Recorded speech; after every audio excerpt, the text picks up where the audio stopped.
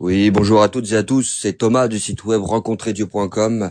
Nous sommes donc le 28 juin 2015, 2 jours après cette série de terribles attentats, dont un en Isère, ici en France, avec plusieurs morts et une décapitation d'un homme, euh, ainsi qu'un massacre sur une plage en Tunisie où plus de 38 personnes sont décédées. Donc ces attentats sont pour moi comme un élément déclencheur me poussant à intervenir, me poussant à faire cet audio d'une manière solennelle, d'une manière grave, devant ce qui est en train de se passer sous nos yeux. Et je dois vous partager des choses que j'ai reçues d'une manière personnelle depuis de nombreux mois, justement au sujet de la montée de cet islam radical, et je demanderai vraiment toute votre attention pour cet audio. Je vais essayer de vous retranscrire tous les éléments reçus dans l'ordre, d'une manière claire. Je vais faire mon possible. Restez jusqu'au bout de cet audio, soyez attentifs pour que vous ayez vous aussi tous les éléments pour juger selon la vérité et pour agir en conséquence. Je tiens là, maintenant, à ouvrir une parenthèse et à faire une précision extrêmement importante pour éviter tout amalgame. Quand je parle de l'islam radical, quand je parle de l'État islamique, je ne mets absolument pas tous les musulmans dans le même panier. C'est une grande précision que je dois apporter. Il est évident que tous les musulmans ne sont pas à rapprocher avec ces barbares cruels qui ont encore montré de quoi ils sont capables ces derniers jours. Quand je parle de l'islam radical et de l'État islamique, je parle vraiment donc de cette frange extrême et cruelle de l'islam. Je discute et j'entretiens des relations bénissantes et très respectueuses avec ce que j'appelle de vrais musulmans, et cela n'a absolument évidemment rien à voir.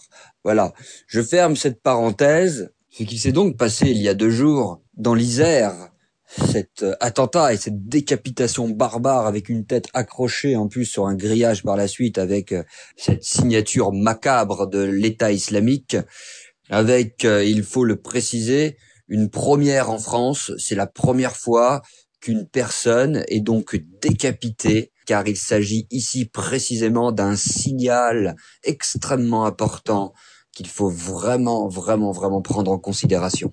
Concernant cet individu ayant donc décapité la personne en Isère, on peut pas dire qu'il s'agisse à coup sûr évidemment d'une personne qui fait partie du corps opérationnel de l'État islamique. Et d'après les derniers éléments de l'enquête, il peut s'agir d'une personne qui n'est pas forcément reliée à l'État islamique ou qui ferait partie de la partie logistique. Les seules choses que l'on sait, c'est qu'il est parti en Syrie et qu'il a quand même décapité une personne avec le même mode opératoire que l'État islamique, en prenant en plus une photo avec cette tête coupée, ce qu'on appelle le selfie, en prenant une photo et en l'envoyant apparemment donc en Syrie. Cette façon abominable de faire qui consiste à prendre une photo de soi-même avec la tête de la victime décapitée et de l'envoyer à des personnes est une méthodologie de l'État islamique. Donc on voit déjà là une certaine influence plus ou moins évidente, et sachant qu'en plus en Syrie évidemment se trouve quand même bien implanté l'État islamique. Donc tous ces éléments sont très montrent qu'il y a une influence de toute façon évidente, même si la personne ne se revendiquerait pas forcément de l'État islamique. Il y a une influence évidente.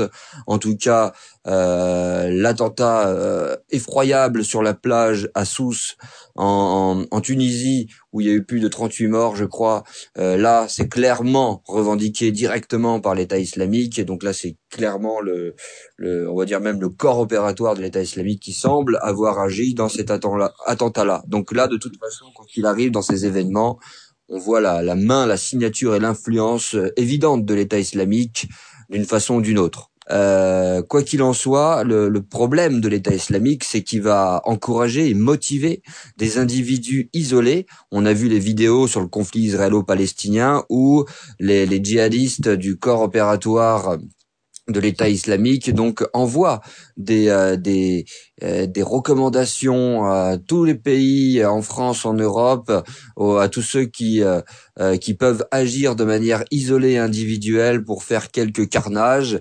Il les motive, il les invite, il les incite à cette violence-là.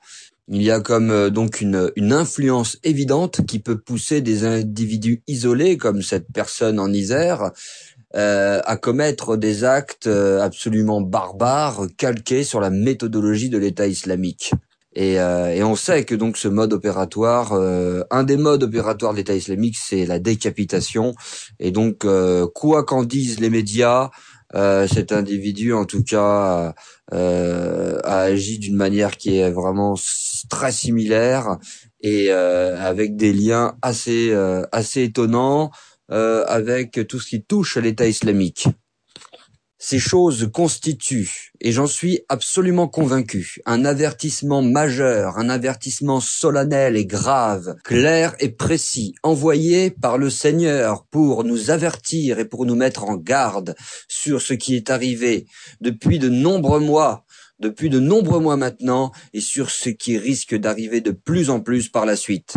J'en viens maintenant au vif du sujet et je vais vous partager mon vécu, mon expérience personnelle, me permettant de venir vraiment mettre en garde chacun pour les temps à venir au sujet de cet islam radical qui a déjà largement fait des dégâts depuis énormément de temps et qui donc prend une ampleur considérable en cette période.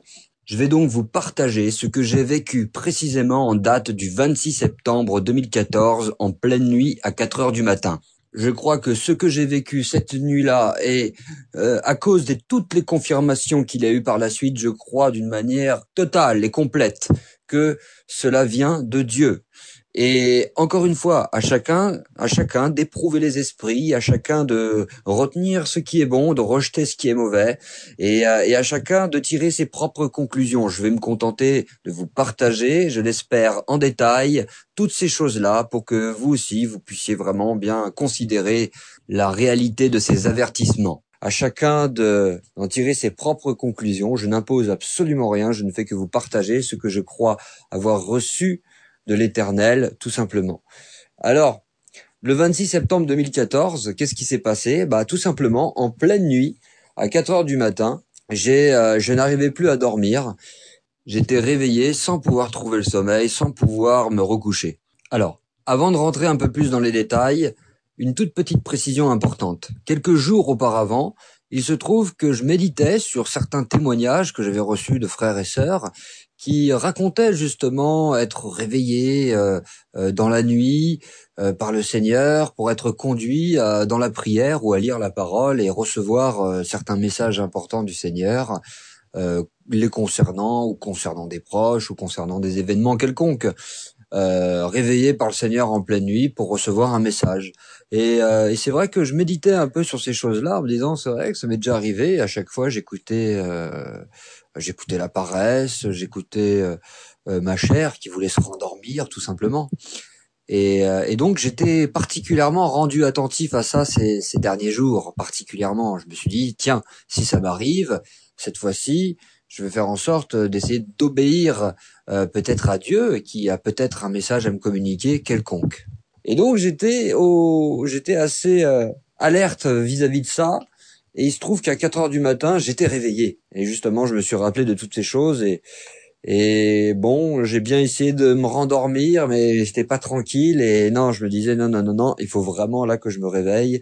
Je vais lire la parole. On va voir un peu, peut-être que Dieu va parler, peut-être que je vais recevoir un message important, une indication. Et je me suis levé, effectivement, donc cette nuit du 26 septembre 2014. J'ai ouvert donc la Bible directement et j'ai été conduit rapidement au bout de quelques secondes, je dois dire, quand j'ai ouvert en Jérémie 41 et 42. Et je dois dire que les chapitres et les versets sur lesquels je suis tombé étaient absolument étonnants et même stupéfiants. Il faut savoir que cela faisait à peine quelques mois, que j'étais en plein dans l'analyse du conflit israélo-palestinien, donc ce conflit qui oppose le groupe terroriste islamiste, le Hamas, avec donc avec Israël. Je vous invite d'ailleurs à regarder la série qui comporte 8 parties, qui est sur le site web dans la rubrique Torah. Et j'étais en plein en train de découvrir cet islam radical et cet islam terrible, personnifié dans mes montages vidéo, dans les analyses que je faisais, personnifié donc par le Hamas à ce moment-là. Et donc depuis quelques mois, j'étais en train d'être sur ces sujets où je me rendais compte, je dis donc il y a vraiment un sacré, je rentrais dans les profondeurs de ce groupe terroriste qui est le Hamas, et je découvrais vraiment des choses absolument horribles les concernant. Et donc j'étais un peu dans j'étais un peu versé déjà dans ces choses-là, on va dire, de cet islam radical qui en vérité n'est constitué que de terroristes, que de criminels sans cœur, sans foi ni loi, qui se déguisent derrière l'habit de la religion, derrière l'islam, pour assouvir finalement pour assouvir les mauvais penchants, les mauvais désirs cruels de leur cœur, et un peu comme finalement faisait le catholicisme à l'époque de l'Inquisition, qui se servait donc de la Bible, qui se servait de la religion pour assouvir les instincts les plus bas, la cruauté des cœurs la plus basse, la plus vile, en torturant de manière abominable des milliers, des dizaines de milliers de personnes sous couvert de religion, et c'est absolument horrible. Et c'est le même esprit finalement qui est aujourd'hui dans cet islam radical. Il a juste changé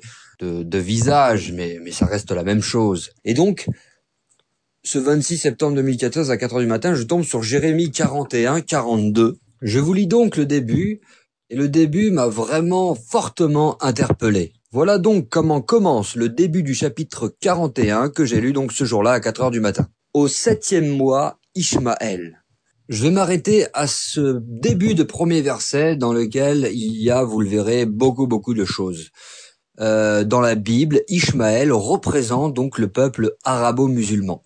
D'ailleurs, le monde arabo-musulman n'a aucun problème pour le reconnaître. Vous pouvez regarder sur Internet, bien des imams vont dire qu'effectivement, l'ancêtre des musulmans est donc Ishmaël. Donc là, il y a aucun problème par rapport à ça. Et je vais pas détailler ça davantage. Ça nécessiterait des longues explications pour comprendre un peu plus tout ça dans les détails, qui est Ishmaël, d'où vient Ishmaël, qu'est-ce qu'il représente dans la Bible. Il y a beaucoup, une infinité de choses à dire là-dessus. Mais ce qu'il faut retenir, c'est quelque chose de connu chez les musulmans ainsi que chez les juifs, et donc aussi dans une grande partie du monde chrétien qui se renseigne un petit peu. Ishmaël représente donc le monde arabo-musulman, et c'est comme un code biblique, hein, quand on voit Ishmaël certaines fois apparaître, on peut faire le rapprochement, un peu comme l'Égypte, qui d'une certaine façon représente le monde ou les gouvernements de ce monde ou l'esprit de ce monde. Ça, c'est un point important à bien comprendre, à bien connaître, pour comprendre certains messages importants qui sont glissés ici et là dans la Bible, dans la Torah, dans les prophètes. Et donc le verset de Jérémie 41, le début du chapitre, commence comme ça: au 7e mois, Ishmaël. Alors j'étais interloqué. J'étais tiens, c'est vrai que là on parle d'Ishmaël directement. J'étais bien au fait de ça, puisque avec la série sur le conflit israélo-palestinien, finalement j'étais en plein dedans. Je me disais tiens, qu'est-ce que c'est que ça? Alors j'ai continué à lire la suite.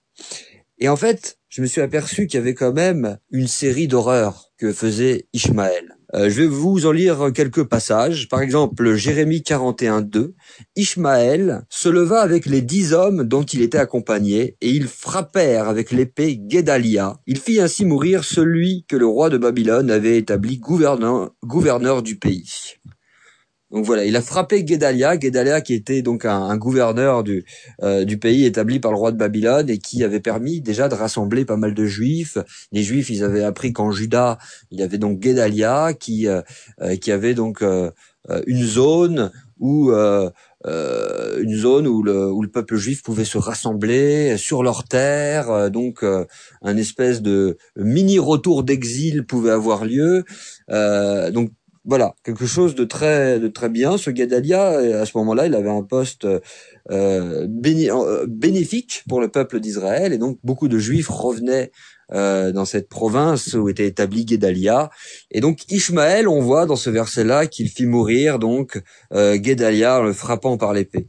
Ensuite, au verset 3, on voit Ishmaël tua encore tous les Juifs qui étaient auprès de Guédalia et les Chaldéens qui se trouvaient là, les gens de guerre. Donc là, on voit que ça continue. Ishmaël, il tue, après avoir tué Guédalia, il tue tous les Juifs qui étaient à ses côtés. Ensuite, ça continue. Au verset 7, Jérémie 41, 7, on voit que Ishmaël tua 80 personnes donc du peuple de Dieu.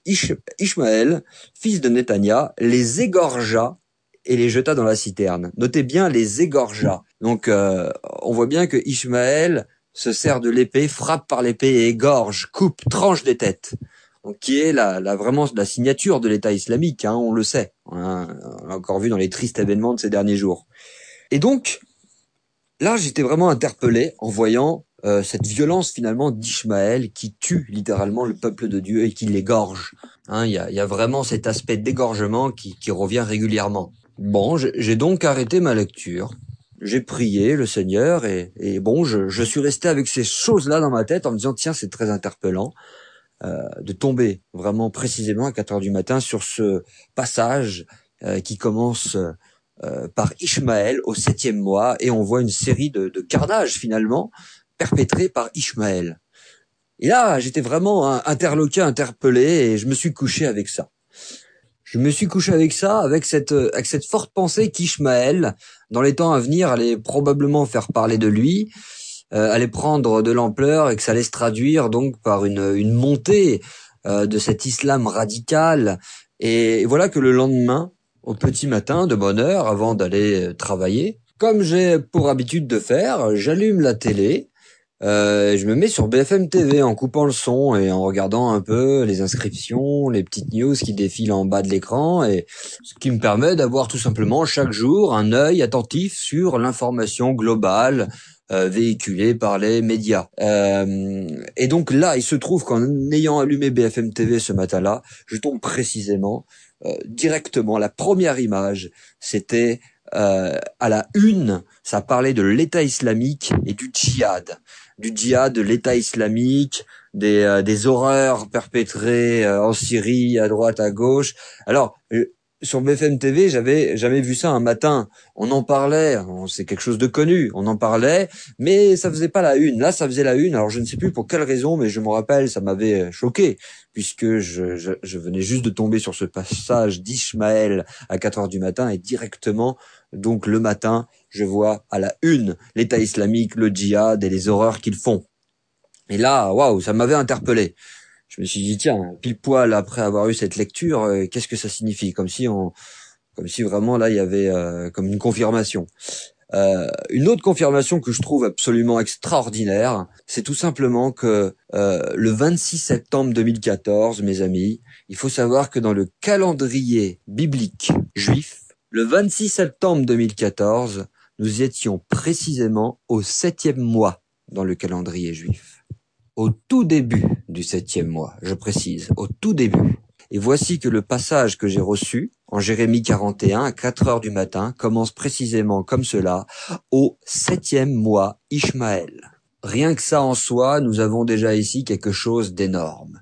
Être levé à 4 heures du matin, prendre la parole au hasard entre guillemets, tomber sur le début du verset qui dit au 7e mois Ishmaël, se réveiller le lendemain, se rendre compte effectivement on est précisément dans le calendrier biblique juif au 7e mois, au début du 7e mois, et tomber en plus sur un événement qui fait la une et qui fait parler d'Ishmaël comme jamais auparavant. Et je n'avais absolument aucune connaissance du mois dans lequel on se trouvait dans le calendrier biblique juif, ça je ne le savais pas. Je sais même pas d'ailleurs qu'est-ce qui m'a poussé à vérifier cette chose-là. J'ai été poussé par je ne sais quel biais à vérifier, mais on était au quel mois finalement quand j'ai reçu ça. Et on était au pile poil au début de ce 7e mois. Donc ça m'a vraiment fortement interpellé. Et pour moi, là, c'était quasiment c'était définitif, c'était vraiment le Seigneur a parlé. Le Seigneur a voulu avertir Ishmaël, attention, il est en train de monter et c'est le début là de quelque chose de grave qui est en train de se passer avec Ishmaël, donc avec cet islam radical, hein, je précise bien, cet islam radical qui va se propager de plus en plus. Donc je fais une petite parenthèse pour ceux qui ne le sauraient pas. Il faut savoir que l'État islamique est vraiment très récent.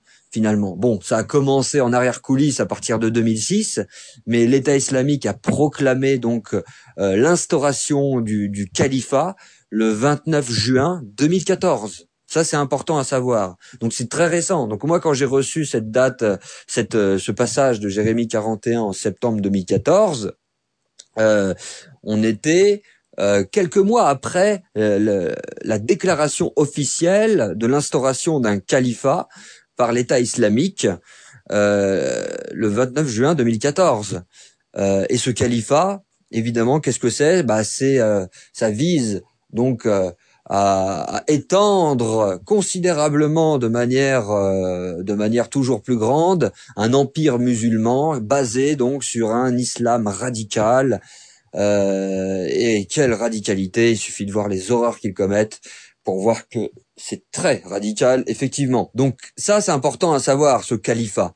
Ce califat, donc, proclamation d'un califat, comme s'ils avaient trouvé un successeur du prophète de l'islam, qu'ils le reconnaissent comme étant un successeur valable, et même si il y a beaucoup de mouvements musulmans qui ne le reconnaissent pas forcément, mais il y a toute une partie qui le reconnaît, et donc il vise à étendre l'empire musulman et effectivement donc comme vous le savez à tuer, à éliminer tous les infidèles par des méthodes les plus cruelles. Donc ça c'est quelque chose qu'il faut savoir.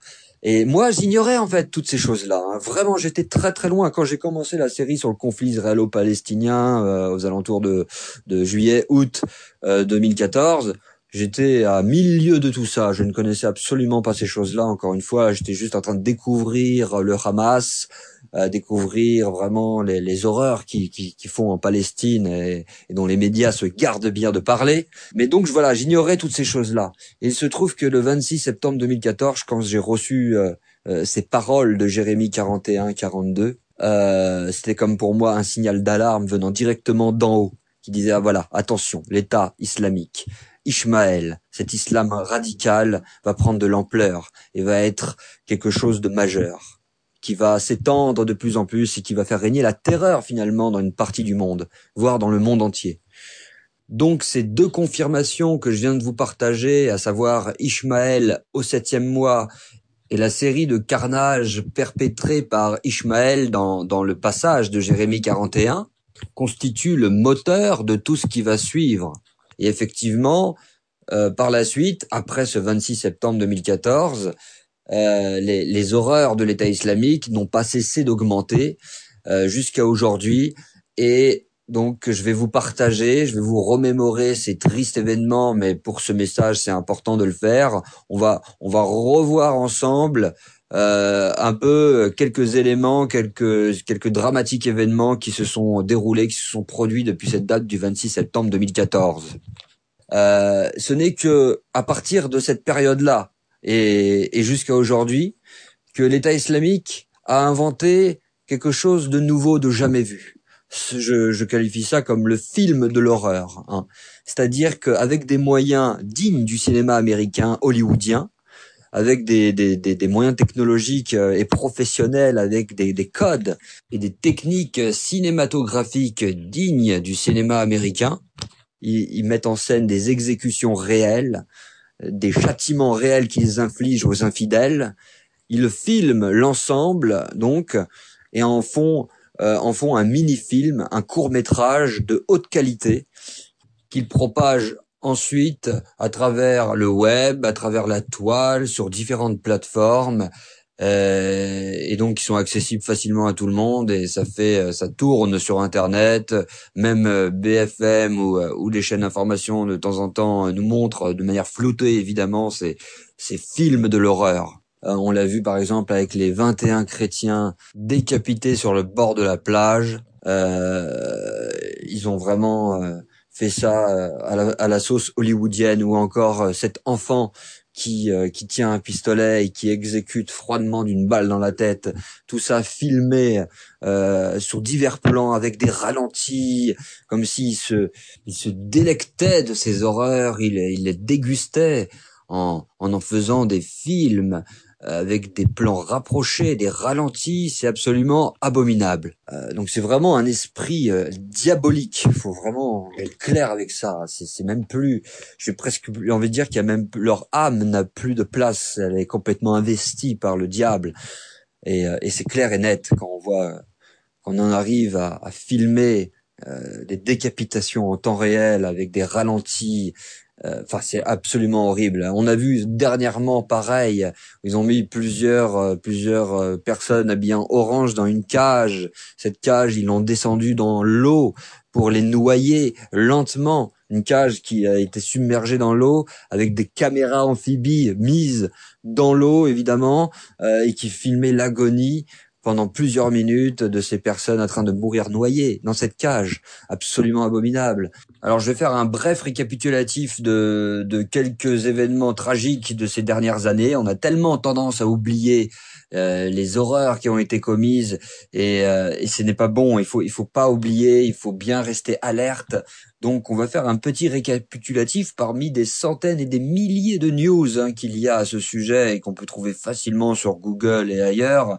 On va revoir ça ensemble pour bien qu'on soit conscient de quoi on parle. Donc par exemple, le 9 août 2014, on voit l'État islamique décapite systématiquement beaucoup d'enfants, des chrétiens, un grand nombre de décapitations en direct, absolument abominable. On voit quoi encore? On a le 18 août 2014, le génocide des minorités en Irak, l'horreur totale en vidéo, film édité par l'État islamique qui perpétue des massacres des Kurdes. On a le 3 septembre 2014, journaliste décapité, comment l'État islamique utilise l'horreur. L'organisation djihadiste filme et diffuse ses exactions pour mieux provoquer l'Occident et attirer les combattants du monde entier. Qu'est-ce qu'on a encore? Le 4 septembre 2014, par exemple, on voit sur Arte même, les djihadistes de l'État islamique enchaînent mise en ligne sur mise en ligne de vidéos glorifiant leurs mouvements et montrant qu'aucune horreur ne les arrêtera. Qu'est-ce qu'on a dans La Dépêche, le 15 septembre 2014? On voit un troisième otage a été décapité par l'État islamique. Donc une escalade de l'horreur. Donc on voit bien par rapport au verset de Jérémie 41 que j'avais reçu à 4 heures du matin, ce 26 septembre 2014, où ça parlait d'Ishmaël qui égorgeait précisément. Donc on voit bien que c'est toujours les mêmes choses. Par exemple, le 24 septembre 2014, la décapitation, la macabre méthode de l'État islamique, avec donc sur LCI qui titre donc la première fois qu'un assassinat fait l'objet d'une mise en scène aussi horrible. Donc on voit bien que même LCI, toutes les chaînes d'information sont vraiment au fait et au courant de toutes ces abominations. Qu'est-ce qu'on voit encore? Le 15 octobre 2014, en Libye, l'État islamique tisse sa toile à un rythme effarant. Des chrétiens décapités, ça n'arrête pas. Ça n'arrête pas. Qu'est-ce qu'on a encore? Le 28 octobre 2014, l'État islamique torture ses otages civils pour humilier leur patrie avant de les décapiter. Le New York Times publiait dans son édition du 25 octobre un reportage sur les tortures infligées aux États par les djihadistes de l'État islamique. On a le 16 novembre, l'État islamique surenchérit dans l'horreur. Donc là, on voit, par rapport à ce qui a été dit tout à l'heure, on voit qu'effectivement, ça n'a de cesse d'augmenter, de s'amplifier, d'aller d'horreur en horreur. C'est quelque chose d'inédit qui est en train de se passer. Jamais on a vu ce genre de choses. En plus, toujours filmé avec des moyens toujours plus perfectionnés, avec des moyens toujours plus développés. C'est vraiment terrible. Donc, le 16 novembre, l'État islamique qui surenchérit. Alors, qu'est-ce qu'on peut lire dans l'international? L'État islamique publie la vidéo de l'égorgement collectif d'une vingtaine de soldats syriens et revendique l'exécution par le même procédé d'un otage. Et on se rappelle aussi de tous ces otages dernièrement qui ont été décapités, filmés. Donc c'est vraiment une horreur, une horreur. Encore, on peut continuer encore. Le 16 février 2015, l'État islamique, on se rappelle, qui a montré une vidéo de la décapitation donc de 21 chrétiens égyptiens en Libye. Sur le bord de la mer, on se rappelle donc des flots de la mer qui étaient imprégnés de sang, qui étaient rouges de sang. C'était une vidéo absolument horrible. On se rappelle aussi, évidemment, des attentats de Charlie Hebdo, le 7 janvier 2015. Donc ce massacre dans les locaux de Charlie Hebdo pour venger le prophète de l'islam. Massacre revendiqué encore une fois par l'État islamique, tout comme le massacre de ces 4 juifs à l'Hyper-Cacher la même journée, encore une fois, par l'État islamique. On se rappelle des attentats qu'il y a eu il y a pas longtemps en mars, en Tunisie encore. On se rappelle, il y a eu beaucoup d'attentats ces derniers temps, un peu partout. On voit la voiture bélier en Israël, même en France. En Australie, on a vu, ça n'a pas arrêté ces derniers temps. Hein. C'était quand même, il y a eu une montée en flèche et ça continue. Là, ce fameux 26 juin, où on a vu carrément donc la décapitation par l'État islamique sur le territoire français. Donc là, ça se rapproche, ça s'étend, ça vient de plus en plus. Et ce carnage littéralement, ce bain de sang, ce carnage sur la plage, où là, carrément, les touristes ont été fusillés à bout portant, 38 morts. Enfin, c'est vraiment abominable ce qui se passe. Et je sais pas si les gens le voient, mais je sais pas s'ils en tirent les conclusions qui s'imposent. Donc, on voit toutes ces horreurs qui n'ont eu de cesse d'augmenter ces derniers temps. Faut pas l'oublier. Donc voilà, ça c'est des choses concrètes et véritables qui ne font que confirmer ce que j'ai reçu de manière forte ce 26 septembre 2014. Les prophéties s'accomplissent. Et quand je parle de prophéties, évidemment, je parle de prophéties bibliques, mais je pense aussi aux prophéties faites par les sages d'Israël il y a des milliers d'années. Dans d'autres audios, j'ai montré que effectivement, il y a des milliers d'années, les sages d'Israël, en se basant uniquement sur les textes de la Torah et des prophètes, ont prédit de manière précise des événements pour la fin des temps qui se sont accomplis, qui se sont produits. Donc c'est pas rien. C'est pas rien. Donc les sages d'Israël ont fait des prophéties, beaucoup de prophéties qui se sont véritablement accomplies et qui prédisent des événements pour la fin des temps. Et un de ces événements est tout simplement celui-là. J'en parle dans la série sur le conflit israélo-palestinien également. Un de ces événements est de dire que à la fin des temps, Ishmaël fera régner la terreur dans le monde entier. Ça, c'est une des prophéties. Ishmaël va vraiment jouer un rôle capital. Mais voilà, les sages d'Israël et les prophètes nous montrent finalement que donc à la fin des temps, Ishmaël non seulement posera de gros problèmes à Israël concernant le retour des Juifs sur leur terre, mais que ça s'étendra au monde entier. Donc voilà ce que disent les sages d'Israël. Et force est de constater que cela se produit, mes amis. Force est de constater qu'on le voit. Et je vous le dis, depuis le 26 septembre 2014, depuis que j'ai reçu les paroles de Jérémie 41 au 7e mois Ishmaël et la série de carnage que j'ai lu dans l'Écriture, tout s'est accompli par la suite. Donc c'était pas quelque chose de mon imagination, hein. C'était pas quelque chose qui sortait de mon imagination. Tiens, il va se passer ça. Non, c'est quelque chose que j'ai reçu et qui s'est accompli par la suite. C'est indiscutable, c'est véritable et vérifiable. J'insiste parce que depuis cette date, les horreurs se sont amplifiées, ont augmenté en intensité, en fréquence. Et je prends la peine de vous expliquer toutes ces choses-là pour bien que chacun soit alerte et conscient de ce qui est en train de se passer. Et pourquoi j'en reviens à faire cet audio particulièrement en cette période devant vous tous, eh ben c'est à cause de ce qui s'est passé le 26 juin et que je vais vous expliquer un peu plus en détail. Ce 26 juin au matin, je suis sorti de chez moi pour me rendre chez un ami. Entre chez moi et le métro, il y a à peu près 5 minutes de marche. Pendant ma marche, j'étais en train de prier dans mon cœur, je pensais au Seigneur, je priais, et précisément 20 mètres avant d'arriver à la station de métro, avant de prendre le petit magazine que distribue tous les matins ce jeune homme, et je me faisais cette prière, donc 20 mètres à peu près avant de saisir le magazine. D'un seul coup, j'avais une pensée pour l'État islamique et les horreurs qu'il faisait. Je priais donc par rapport à cet islam radical que je voyais aller grandissant et par rapport à certains messages que Dieu m'avait donnés. C'était donc ce genre de prière que je me faisais juste avant de saisir le magazine que me tendait le jeune homme à l'entrée de la bouche de métro. Quand j'ai saisi le magazine, quelle surprise! J'ai en grosse page, c'est jamais arrivé je trouvais ça même gonflé et osé. En grosse page de couverture, en première de couverture, il y avait donc un homme décapité. C'était un dessin, une peinture de Louis XVI en fait, décapité avec sa tête qu'il tenait dans ses mains. C'était donc la couverture de ce magazine Metro News. Et là, ça m'a fait comme un choc.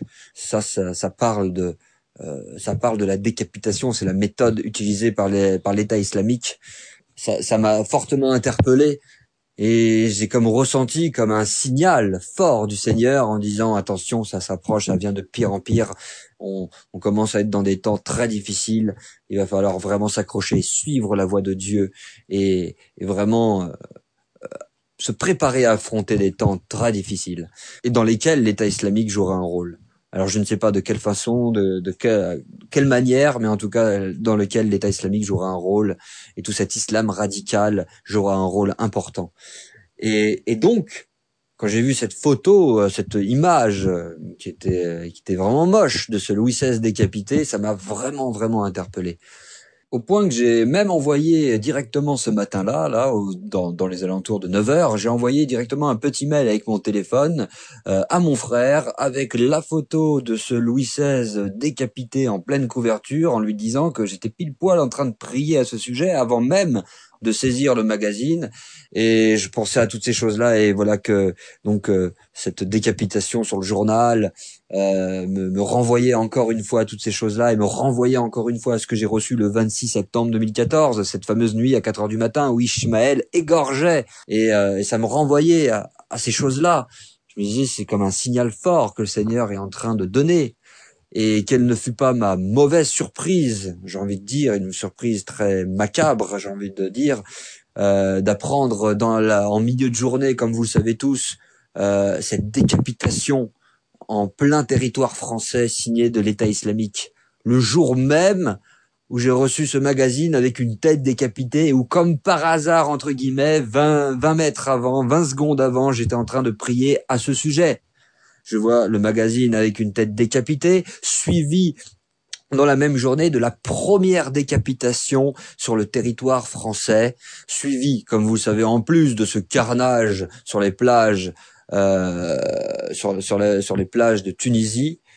Alors là, c'était vraiment pour moi un signal extrêmement fort dans mon cœur qui me pousse à faire cet audio devant vous, qui me pousse à venir devant vous pour vous partager toutes ces choses-là, pour que vous puissiez constater, vous aussi, que Dieu parle fortement par des signaux, par des indications claires et précises, afin que ceux qui ont l'amour de la vérité soient avertis et puissent agir en conséquence. Je pourrais m'arrêter là, déjà, c'est déjà pas mal. Ce qu'il faut savoir, c'est que à plusieurs jours avant le 26 juin, je dirais 3 jours même, et précisément 3 jours avant ce 26 juin 2015 où il y a eu cette décapitation en France et les attentats en Tunisie, 3 jours avant, j'échangeais précisément avec avec une sœur en Yeshua. J'échangeais précisément au sujet de ce que j'ai reçu le 26 septembre. Mes amis, j'échangeais à ce sujet avec elle précisément là-dessus, alors que ça faisait des mois et des mois et des mois que j'en parlais à personne de cela. C'est quelque chose que j'avais reçu dans mon cœur comme un avertissement. je pouvais éventuellement éveiller l'attention des personnes sur la montée de l'islam radical en disant que ce sont des choses prophétiques, mais j'avais jamais parlé à quiconque de manière détaillée comme je le fais maintenant devant vous tous dans cet audio, et comme je l'ai fait 3 jours avant l'attentat d'hier avec cette sœur. 3 jours avant, j'en parle précisément avec elle, j'avais à cœur de lui parler de ces choses-là, et elle-même, je précise, elle-même, c'est une sœur de confiance, et elle-même avait reçu bien des années auparavant, je ne pourrais pas vous dire la date, je sais plus, mais de son côté, toute seule, elle avait reçu une vision dans laquelle elle voyait une attaque islamiste sur fond de guerre civile. Et voilà que 3 jours plus tard, après notre discussion au sujet donc d'Ishmaël, de sa vision qu'elle a reçue, ainsi que de ce que j'ai moi-même reçu le 26 septembre 2014, la décapitation, première décapitation sur le territoire français a lieu. Le même jour où est distribué ce magazine avec la tête de Louis XVI décapitée. Donc c'est vraiment un signal extrêmement fort à prendre en considération. Il faut se rappeler d'une chose qui est très importante, c'est qu'après la décapitation réelle du roi Louis XVI, il s'en est suivi une période extrêmement sombre de l'histoire de la France, une période obscure, noire, pleine de violence et de terreur, avec des décapitations en masse. C'est quelque chose qu'il est très très très important de souligner. Et effectivement, cette tête coupée de Louis XVI en première, à la une d'un magazine distribué à des millions de personnes, le 26 juin 2015, le jour même où la première décapitation effectuée avec cette même méthodologie que l'État islamique, et le tout sur le sol français. Le 26 juin, alors que j'avais reçu l'avertissement au niveau d'Ishmaël et des massacres, le 26 septembre, précisément 9 mois jour pour jour plus tard, après le 26 septembre, on arrive le 26 juin, la même date, et nous avons affaire effectivement à Ishmaël qui égorge exactement comme reçu ce 26 septembre. Sachant que, évidemment, dans le monde juif, apparemment, ça c'est quelque chose que je ne savais pas, le chiffre 26 est un chiffre qui alerte, et à chaque fois qu'un juif tombe sur ce type de chiffre, le 26, qui est la valeur numérique donc du nom de Dieu, du tétragramme de Dieu, à chaque fois qu'un juif tombe sur ce signe, il est normalement très en alerte et très éveillé, comme si Dieu voulait lui communiquer quelque chose de fort. Et effectivement, vous voyez que non seulement j'ai reçu Ishmaël qui faisait des carnages dans ce texte biblique le 26 septembre à 4 heures du matin, mais en plus le 26 juin, et entre-temps il s'est passé énormément effectivement de carnage d'Ishmaël, et le 26 juin on arrive à cette première décapitation, égorgement sur le territoire français, avec ce magazine qui montre Louis XVI décapité. Donc vraiment une accumulation de signes absolument incroyable. Mes amis, le hasard n'existe pas. Si vous ne voyez pas maintenant clairement les signaux d'alarme clairs que Dieu est en train d'envoyer pour avertir, si vous ne voulez pas les voir, alors vous les verrez jamais. Ce sont des signaux prophétiques absolument clairs que Dieu envoie pour nous avertir de ce qui est en train de se passer, de ce qui est en train d'arriver. Un signal prophétique qu'il faut vraiment prendre en compte. Comme il est écrit dans les psaumes, « Heureux le peuple qui entend, qui connaît le son de la trompette ». Et là aussi, il faut reconnaître le son de la trompette prophétique, la trompette spirituelle qui sonne dans les cœurs pour nous avertir vraiment, et pour vraiment qu'on puisse se préparer et agir en conséquence. Donc voilà, c'était un signal extrêmement fort, et qui a été suivi le jour même de cette décapitation concrète sur le territoire français. Alors quel signal absolument fort, un signal fort envoyé à tout le monde, comme pour nous dire attention, là on est en train de rentrer dans une période dure où la terreur et la peur va s'installer de plus en plus dans le cœur des hommes, parce que effectivement on a affaire à des gens qui sont ingérables, incontrôlables. On ne peut pas savoir ce qu'ils vont faire. Ils sont nombreux, répartis un peu partout dans chaque pays, et c'est impossible à prévoir. Quelqu'un qui d'un seul coup déraille dans son cerveau et décide de rejoindre cet islam radical et qui d'un seul coup, n'importe où, une terrasse de café, une plage, en pleine ville, décide d'ouvrir le feu, de tuer tout un tas de personnes ou de kidnapper des gens, de les décapiter, tout un tas de choses. On peut s'imaginer n'importe quoi. Donc ça crée une terreur dans le cœur des gens. Ça crée quelque chose d'horrible dans la conscience qui, sans Dieu, devient de plus en plus difficile à gérer, sans non seulement Dieu pour assurer la paix, la sécurité dans le cœur, mais aussi pour que sa protection demeure, ça devient très très très dur. Et ce n'est que le triste retour de boomerang finalement d'une France qui a rejeté Dieu, de tout un tas de lois iniques et absolument impies et mauvaises qui ont été votés, qui sont acceptés par la population. Et finalement, comme dit la sagesse juive, j'aime beaucoup, elle dit « Regarde ta punition et tu comprendras d'où vient ta faute ». Et quand on commence à voir des têtes coupées, c'est tout simplement qu'on a perdu la tête, véritablement. Et je trouve ça assez fort parce que c'est vrai. C'est vrai que quand on commence à banaliser la faute, alors le mal, la terreur, se banalise aussi. Et c'est ici une loi spirituelle inviolable. On récolte ce que l'on sème. Celui qui sème du mal récoltera du mal. Voilà, on assiste à ça de plus en plus. Et donc ça devient invivable, ne serait-ce qu'au niveau de la conscience. Si on n'est pas avec Dieu, ça devient ingérable. La panique, la peur, et ça devient la folie. Mais ce n'est que le triste retour de boomerang, j'ai envie de dire, du comportement des Français en général et même du monde en général, puisque ça va se répandre dans le monde entier cette chose-là. Et ce n'est que le triste retour du boomerang d'un peuple, si je m'attarde que sur le pays de la France, par exemple. Regardez ce qui se passe, regardez les lois iniques qui se passent dans tous les sens.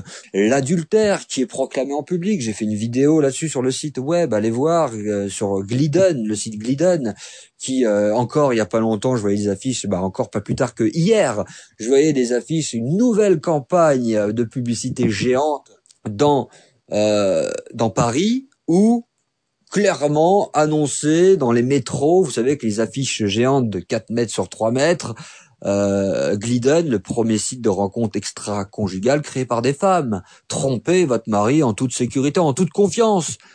Et c'est affiché partout.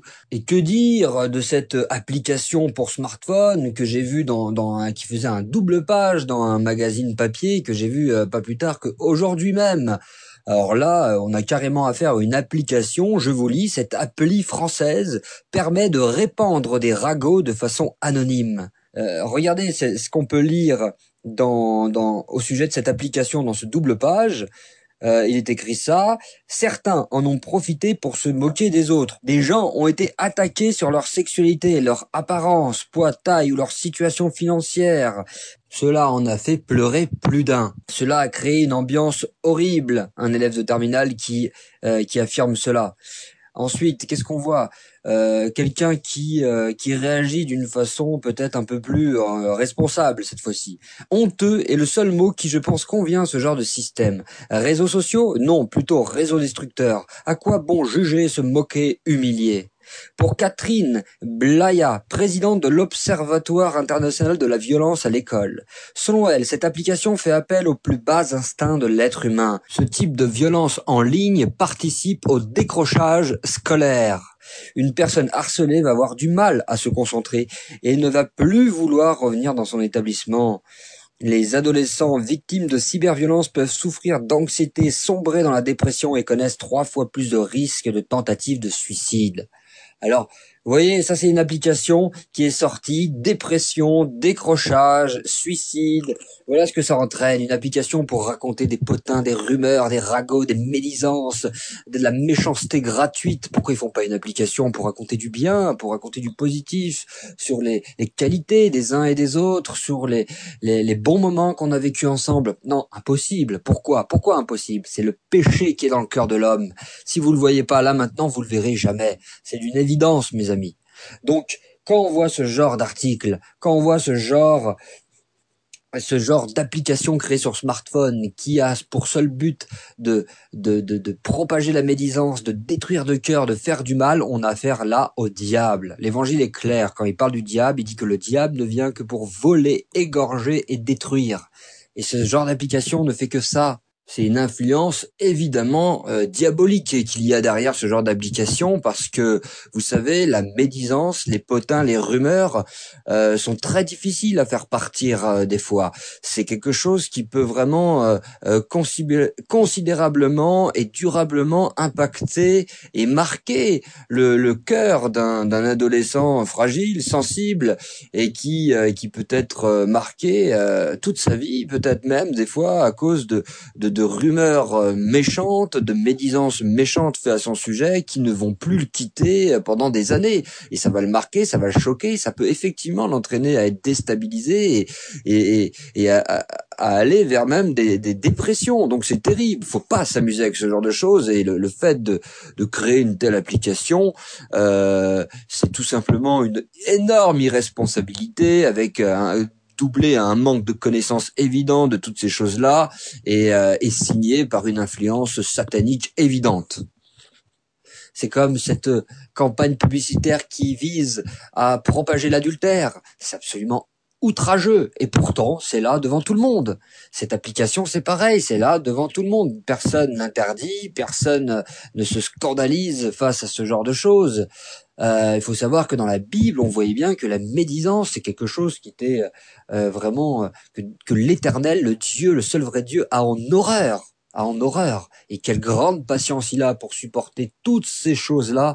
Et nous sommes très probablement, mes amis, à cette période-là de l'histoire humaine où la coupe définitivement a débordé et elle est en train de déborder de toutes parts et de grands jugements vont tomber sur ce monde car les petits exemples qu'on vient de voir ici ne sont un faible échantillonnage par rapport à l'océan de méchanceté qui recouvre cet océan spirituel de méchanceté qui recouvre toute la face de la terre. Alors pourquoi toutes ces choses-là? Tout simplement parce que Dieu est la source de la lumière, la source de la bonté. Dieu est la vérité.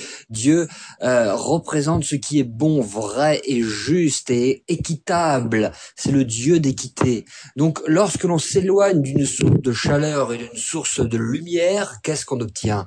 On obtient de l'obscurité et du froid. Et c'est ça, l'humanité a rejeté Dieu, a rejeté la lumière, a rejeté la chaleur de la vérité, la chaleur de la bonté, de la justice, elle récolte le froid, elle récolte l'obscurité, les ténèbres.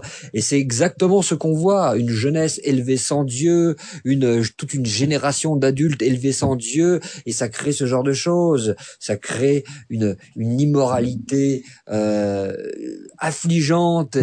Les discussions à la radio, à la télé, tout le temps remplies d'impudicité, d'immoralité, les gens qui deviennent de plus en plus insensibles à leurs prochains, à la recherche du profit, l'égoïsme, l'hypocrisie, l'orgueil, le terrible orgueil de la part d'une jeunesse complètement déconnectée de la vérité, qui chacun se prend pour des petits dieux, alors qu'un microbe suffit pour terrasser n'importe lequel, le plus costaud de tous les hommes, un microbe peut en venir à bout.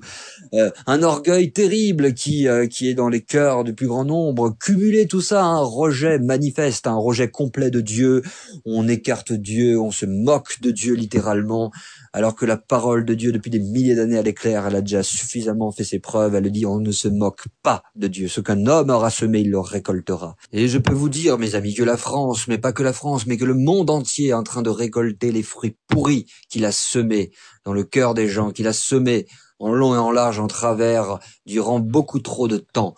Et on arrive à une époque où la coupe déborde, où les péchés, comme à l'époque de Sodome et de Gomorrhe, ou à l'époque de Noé, les péchés montent jusqu'au ciel. Et des jugements probablement terribles risquent d'avoir lieu sur ce monde et de plus en plus. Avant de conclure cet audio, j'aimerais justement maintenant ouvrir une grande parenthèse sur cet aspect de jugement, pour bien comprendre selon les Écritures ce qui est en train de se passer vis-à-vis de cet islam radical qui est en train de monter. J'ai envie de vous partager quelques passages bibliques sur lesquels je vous invite vraiment à méditer, que ça parle justement de toutes ces choses-là, et la parole de Dieu, elle est toujours aussi vraie, tranchante, vivante et efficace aujourd'hui, hier et éternellement. Alors, regardons qu'est-ce qui est dit par exemple dans Proverbe 1. Jusqu'à quand, stupides, aimerez-vous la stupidité? Jusqu'à quand les moqueurs se plairont-ils à la moquerie et les insensés haïront-ils la connaissance? Revenez pour écouter mes réprimandes. Voici que je répandrai sur vous mon esprit, je vous ferai connaître mes paroles. Mais puisque je vous ai appelé et que vous avez résisté, puisque j'ai étendu ma main et que personne n'y a prêté attention, puisque vous avez rejeté tous mes conseils et que vous n'avez pas voulu de mes réprimandes, moi aussi je rirai quand vous serez dans le malheur, je me moquerai quand la terreur viendra sur vous. Quand la terreur viendra sur vous comme une tempête et que le malheur viendra sur vous comme un tourbillon, quand la détresse et l'angoisse viendront sur vous, alors ils m'appelleront et je ne répondrai pas. Ils me chercheront et ne me trouveront pas, parce qu'ils ont haï la connaissance et qu'ils n'ont pas choisi la crainte de l'Éternel, parce qu'ils n'ont pas voulu de mes conseils et qu'ils ont dédaigné toutes mes réprimandes. Ils se nourriront du fruit de leur conduite et se rassasieront de leurs propres conseils, car l'égarement des stupides les tue et l'insouciance des insensés les perd. On voit bien ici que dans ce passage de Proverbe extrêmement puissant, on voit bien que Dieu n'a de cesse de tendre sa main en disant venez, écoutez mes conseils, écoutez, recevez la connaissance, je vous offre de l'eau vive, je vous offre de la connaissance, je vous offre de l'amour, je vous offre de marcher dans des bons sentiers. Mais le monde, la France, les autres pays, la majorité du monde a choisi de rejeter cela. Et donc, comme il est dit dans les Proverbes, parce qu'ils n'ont pas voulu de mes conseils, qu'ils ont dédaigné toutes mes réprimandes, eh ben, ils se nourriront du fruit de leur conduite et se rassasieront de leurs propres conseils. Et c'est ce qui arrive. Et c'est ce qui arrive. Le monde est lentement mais sûrement en train de se nourrir de ses propres conseils et de sa propre conduite. Il en mange les fruits pourris. C'est ce qui se passe. Alors, ça, c'est une première chose. C'est un peu l'aspect de on récolte ce qu'on sème. Maintenant, pour comprendre la place vraiment de l'islam radical, intégriste, cet islam cruel, méchant et abominable, regardons bien une façon de procéder de l'Éternel dans Ésaïe 10. On a un très très très très bon exemple. Et pour ça, je vais m'appuyer sur une petite étude que j'avais faite il y a quelque temps, justement à l'occasion de l'attentat de Charlie Hebdo, justement. Je vais vous lire un petit passage de cette étude et qui justement parle de ces choses-là. Alors, je commence la lecture. Si Dieu utilise des individus quelconques comme instrument de sa colère, ici de potentiels djihadistes, il ne justifie certainement pas les auteurs de cet acte barbare, qui ont d'ailleurs eux aussi reçu le juste salaire de leurs crimes tout en conservant leur libre arbitre. Mystère des mystères. Dieu utilise parfois la méchanceté des pécheurs comme instrument de sa colère en la dirigeant vers ceux qu'il désire châtier. Dieu excite l'esprit des pécheurs qu'il veut utiliser, ainsi que l'Écriture nous le montre au sujet de l'Assyrien, qui aujourd'hui représenterait cette partie de l'islam intégriste. Là, je vous lis Ésaïe 10, un passage d'Ésaïe 10. Malheur à l'Assyrien, verge de ma colère. Donc on voit que là, l'Éternel parle de l'Assyrien comme étant la verge de sa colère. La verge dans sa main, c'est l'instrument de ma fureur. Je l'ai lâché contre une nation impie, je l'ai fait marcher contre le peuple de mon courroux, pour qu'il se livre au pillage et fasse du butin, pour qu'il le foule aux pieds comme la boue des rues. Mais quand le Seigneur aura accompli toute son œuvre, sur la montagne de Sion et à Jérusalem, je punirai le roi d'Assyrie pour le fruit de son cœur orgueilleux et pour l'arrogance de ses regards hautains. Donc là, ce passage est clair. On voit bien que l'Éternel utilise l'Assyrien comme un instrument de sa colère. Il lâche littéralement toute la colère de l'Assyrien, il la permet temporairement, il la dirige contre la nation impie qui pêche contre l'Éternel. Et la France, par exemple, et tous ces pays du monde entier qui ont largement rejeté Dieu, sont justement en train de commencer à récolter ces fruits-là. Donc, là, on a un parfait exemple de ce procédé.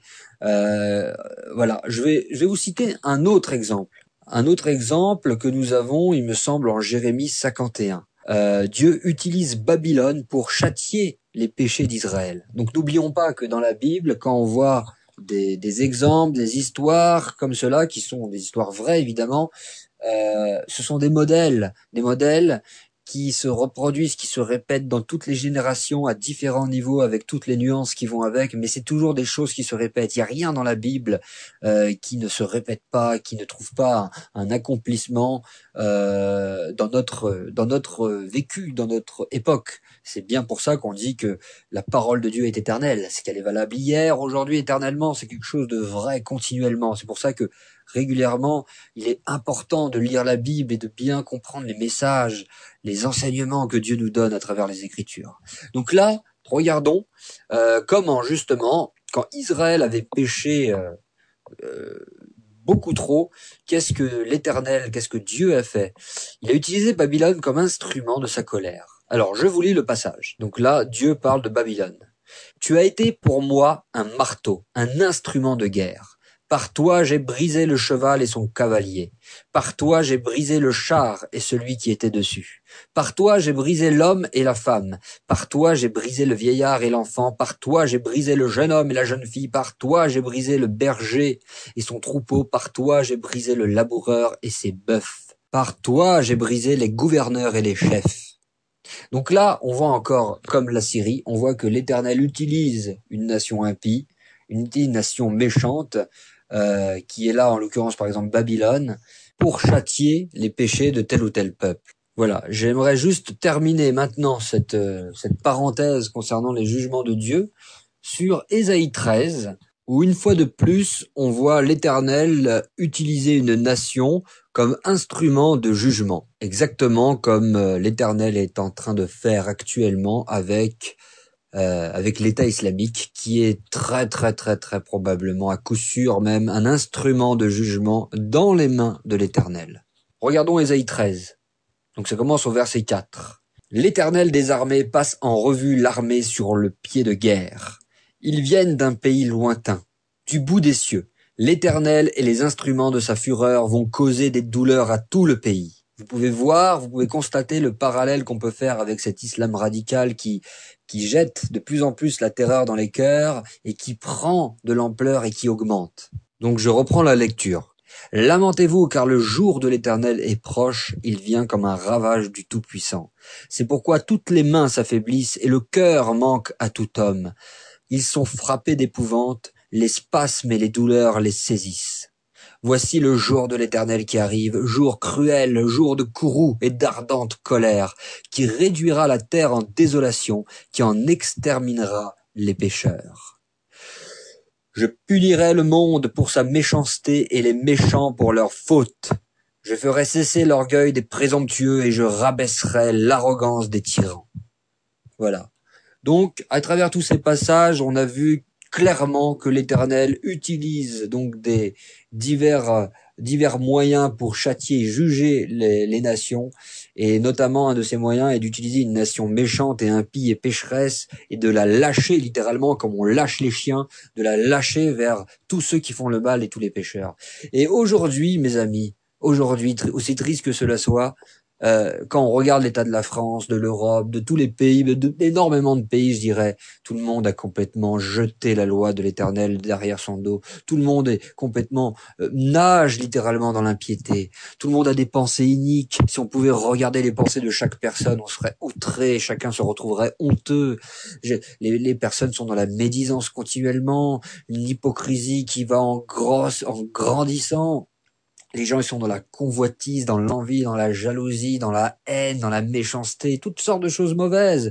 Et comme je vous ai dit dans cet audio, quand on commence à voir dans les métros parisiens des affiches géantes où l'adultère est proclamé en public et que ça se fait non seulement avec l'accord de l'État, l'accord finalement l'accord silencieux, tacite de l'État, et qu'en plus il y a une indifférence du peuple général par rapport à ça, ou limite on entend le peuple qui dit mais oui, ça se fait en toute discrétion.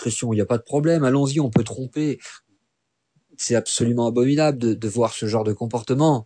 Et même, ne parlons pas aux États-Unis, ne parlons pas dans plein de pays où le laisser-aller, la débauche, la méchanceté augmente de toutes parts, de toutes parts. Et donc Donc voilà, ce qui est en train d'arriver, et je le crois de tout mon cœur, c'est que l'Éternel est en train d'utiliser l'islam radical comme verge de sa colère. Et ça va arriver de plus en plus. Ça va arriver de plus en plus, je le crains.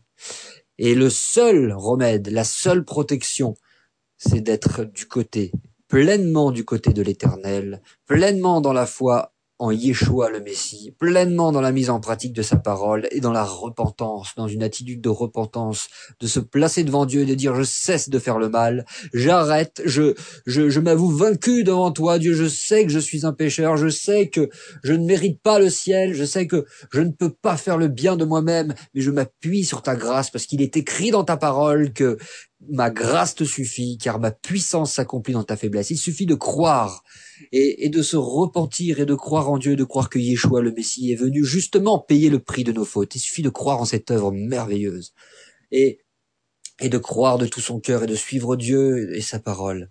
Et là, l'Éternel nous promet une chose, c'est qu'il nous préservera de ce qui arrive. Il nous préservera parce que l'Éternel ne réserve pas sa colère à ceux qui lui appartiennent. Ça, c'est quelque chose qu'il faut bien comprendre. Donc, il faut se mettre en règle avec Dieu, mes amis. Il faut se repentir afin d'échapper à ce qui arrive. Comme dit la parole, afin que vous ayez la force d'échapper à tout ce qui viendra. Parce que tu as gardé la parole de la persévérance, je te garderai aussi à l'heure de la tentation qui arrive sur le monde entier pour reprouver les habitants de la terre. C'est ce qui est écrit dans Apocalypse.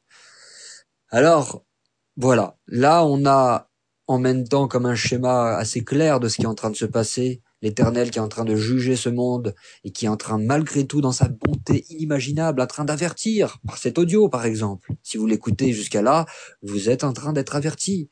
Et vous avez encore une opportunité de vous mettre en règle devant Dieu. Vous avez encore cette opportunité-là. Donc ne la loupez pas et prenez ça très au sérieux. Parce que, comme disait un pasteur que j'aime beaucoup, il disait, il y a une mauvaise nouvelle et une bonne nouvelle. La mauvaise nouvelle, c'est que Dieu arrive. La bonne nouvelle, c'est que Dieu arrive. Tout dépend de quel côté vous êtes. Et c'est ça. Et c'est ça la réalité. Et il faut vraiment se mettre en ordre. Il faut vraiment se mettre en ordre devant Dieu et marcher avec lui. Afin d'avoir la force d'échapper à toutes ces choses-là parce que ça arrive. Et l'Éternel va juger. Il est en train de juger ce monde. Et l'islam radical n'est qu'un instrument de sa fureur. Un instrument pour châtier les nations. Mais fort appareillé, comme on le verra dans peut-être d'autres audios justement, ou comme j'en parle déjà dans d'autres audios, que ça va se cumuler à beaucoup d'autres choses et que ça va devenir vraiment quelque chose de terrible, ce qui va se passer dans ce monde. Donc vraiment rester très vigilant et prendre position devant Dieu. Et ça, c'est aussi valable pour beaucoup de chrétiens qui sont malheureusement, à cause des faux enseignements d'aujourd'hui, qui sont dans une fausse sécurité, une fausse confiance, qui pensent que leur salut, la sécurité du salut est quelque chose d'acquis et qu'ils ne peuvent pas perdre. Et donc, ils peuvent vivre un peu n'importe comment, entretenir n'importe quelle pensée, être dans la médisance, être dans l'hypocrisie, être dans même certaine méchanceté même, et que c'est pas grave puisqu'ils croient en Jésus. Mais c'est faux, c'est un mensonge, il faut travailler à son salut, il faut craindre l'Éternel. La parole est très claire, elle parle de ceux qui ont connu le droit sentier et qui l'ont quitté. Donc s'ils l'ont quitté, et ça veut bien dire qu'ils l'ont connu. Et puis la parole montre en plein d'endroits qu'effectivement il y en a qui ont fait naufrage par rapport à la foi, il y en a qui sont retournés à leur péché comme le chien retourne à son vomi. Enfin il y a tous ces passages là. Donc il y a une doctrine qui est absolument terrible, c'est de dire une fois sauvé, toujours sauvé. C'est-à-dire que voilà, t'as cru une fois en Yeshua, dans le Messie d'Israël, t'as eu un éclairage par rapport à ça, tu t'es repenti et puis c'est fini. Après, tu peux faire ce que tu veux et finalement t'es sauvé. Mais c'est pas du tout ce qu'enseigne la parole. Ce n'est que le début, ça. C'est un début glorieux, merveilleux. C'est le salut en espérance, dit bien la parole. Mais il faut travailler. Il faut aller au bout de la course. Paul lui-même avait peur d'être disqualifié après avoir prêché aux autres. Alors si Paul lui-même avait peur d'être disqualifié après avoir prêché aux autres, si la parole dit que le juste se sauve avec peine, que deviendront l'impie et le pécheur? Le juste qui se sauve avec peine. Tout ça, c'est des paroles qu'il faut pas oublier. Et il y en a beaucoup des paroles comme ça. C'est pour ça que l'Écriture nous enjoint, nous invite vraiment à travailler à notre salut avec crainte et tremblement et à continuellement rester dans une attitude de repentance et d'humilité. Et c'est malheureusement ce qu'on ne voit pas dans une grande partie du monde chrétien. Je dis pas, il y a beaucoup, heureusement, il y en a beaucoup qui marchent dans ce sentier resserré. Mais il y en a beaucoup aussi qui sont faits littéralement avoir par des faux enseignements qui les laissent vivoter dans une fausse confiance. Et c'est là, comme dit Yeshua, qu'il y aura des pleurs et des grincements de dents. Parce qu'il le dira à un moment. Il dira, pourquoi m'appelez-vous Seigneur, Seigneur, et ne faites-vous pas ce que je dis?